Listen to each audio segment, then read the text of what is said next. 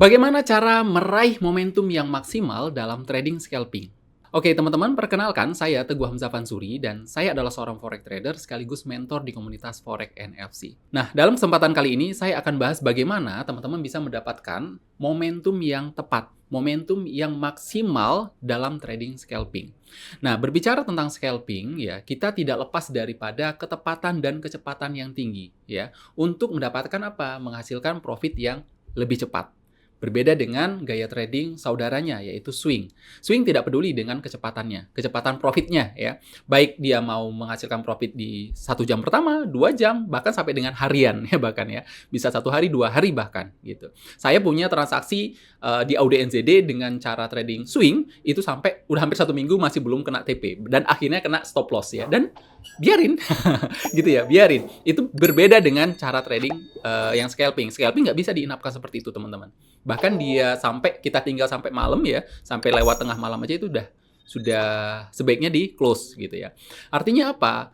Cara trading scalping ini butuh kecepatan keputusan dari trading tersebut.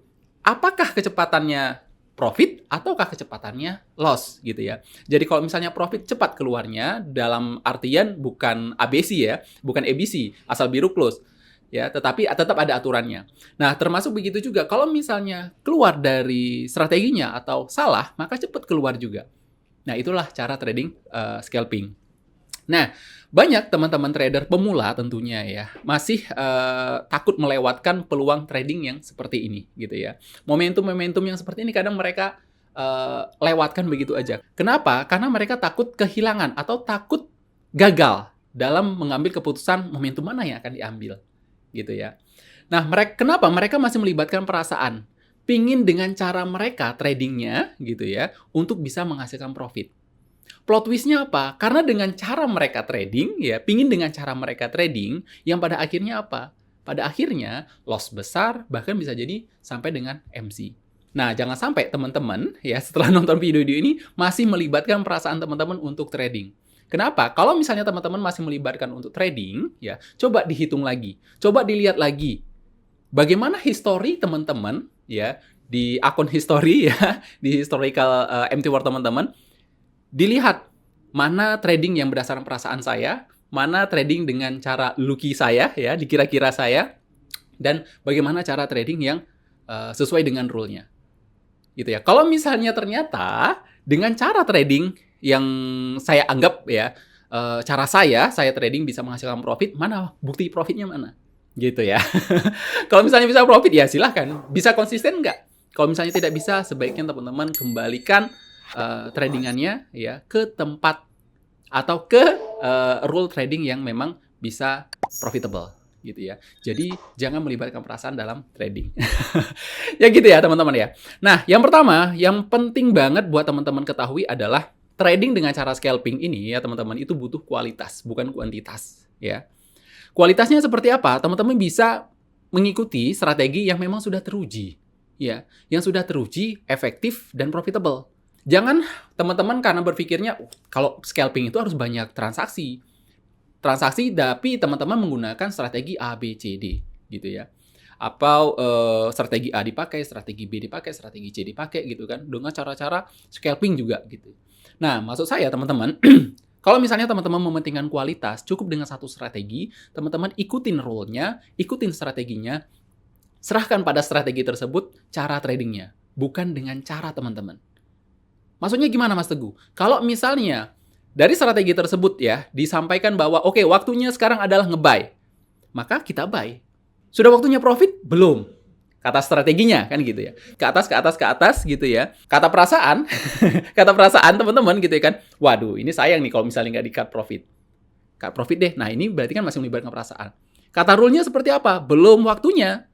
Tunggu aja. Oke, tunggu aja. Ikutin rule-nya, ikutin strateginya. Ya. Karena apa? Saya kembalikan lagi statement saya di awal tadi. Kalau misalnya kita melibatkan perasaan, pingin dengan cara saya, profitnya trading ini sudah bisa menghasilkan belum? Sudah profit belum? Kembali lagi, lihat akun historinya. Dirunutin satu persatu. Apakah yang dengan cara saya trading, apakah dengan cara emosi saya trading ini bisa menghasilkan atau tidak? Kalau tidak, sebaiknya ditinggalkan. gitu ya. Maka kita butuh apa tadi? Kualitas daripada kuantitas.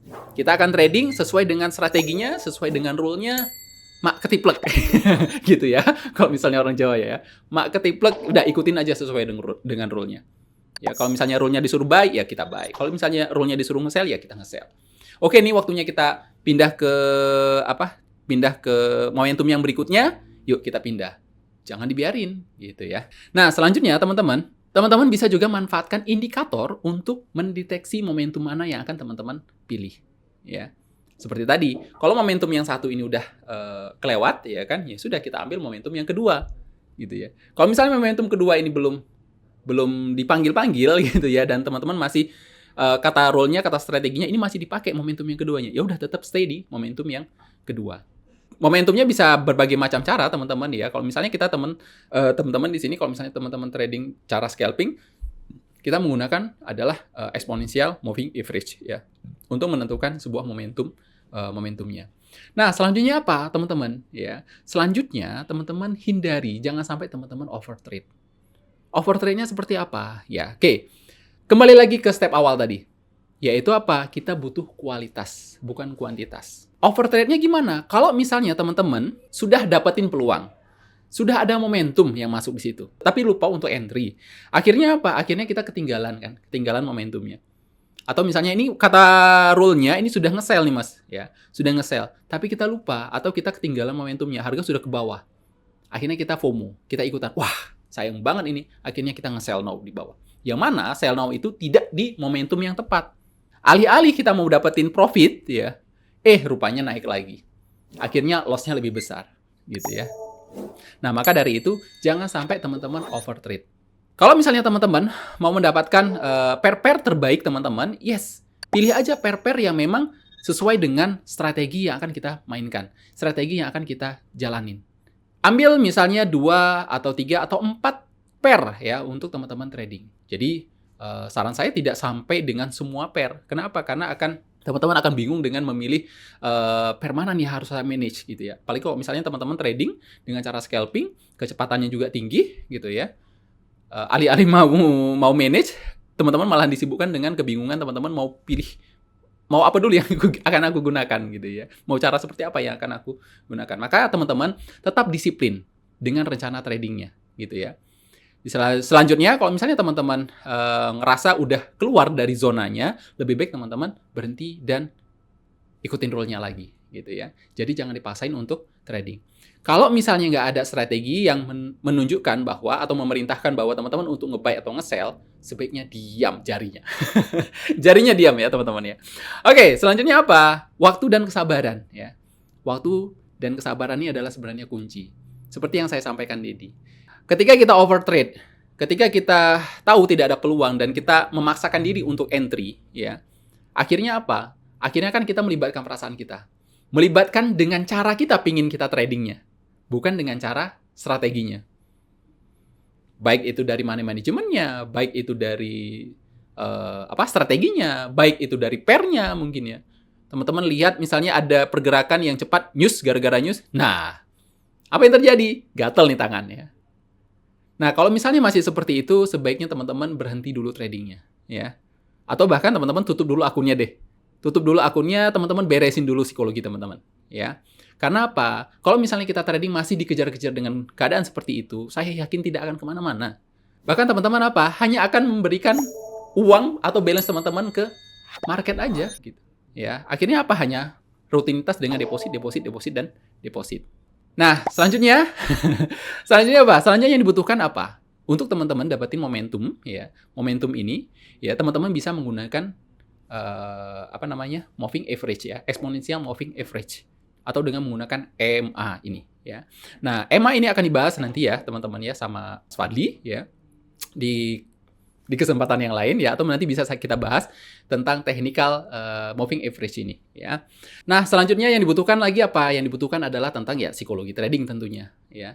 Tetap tenang teman-teman dengan tekanan yang mungkin sudah sudah di bawah tekanan ya, atau paling berat tekanannya, yang mana mungkin teman-teman udah ngerasain loss teman-teman ya, mungkin sudah di titik teman-teman, kayaknya strategi ini tidak profit gitu ya, sudah di ambang itu gitu ya, maka teman-teman perlu tetap tenang dan sabar ya, sabar tentunya. Kenapa? Karena kalau misalnya teman-teman sudah tidak sanggup lagi, dan terus teman-teman melakukan trading, akhirnya sampai dengan overtrade tadi, yang terjadi teman-teman mengambil keputusannya adalah secara pribadi, secara emosional, ya. Yang alih-alih teman-teman mau membalikkan keadaan yang tadinya minus menjadi profit, gitu ya. Karena emosi teman-teman, ya, karena emosi teman-teman malah masukin lot yang besar, ya. Ketika lot yang besar dan salah arah, teman-teman akhirnya loss-nya juga besar. Akhirnya apalagi? Akhirnya teman-teman nggak sanggup untuk cut loss, ya, dan akhirnya malah berujung dengan MC, ya. Nah, strategi yang kita gunakan, ya, di sini teman-teman, ya, ini kan tentang momentum. Nah, momentum yang kita gunakan di sini adalah menggunakan exponential moving average, ya.